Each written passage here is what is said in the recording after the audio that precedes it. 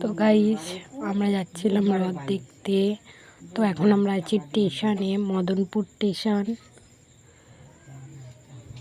যে ট্রেন আসছে, উঠবো, যাব আমরা হলো শিমুরালিতে রথ দেখতে। হ্যালো গাইস, তো এখন আমরা এসেছি রিয়াদের বাড়িতে। রথ দেখতে এসেছি শিমুরালিতে। তোমরা চাইলে চলে আসতে পারো, এখনো যাইনি মেলায়। এইভাবে ভিডিও কর, যাবো এখন। ভিডিও কিরকম আসছে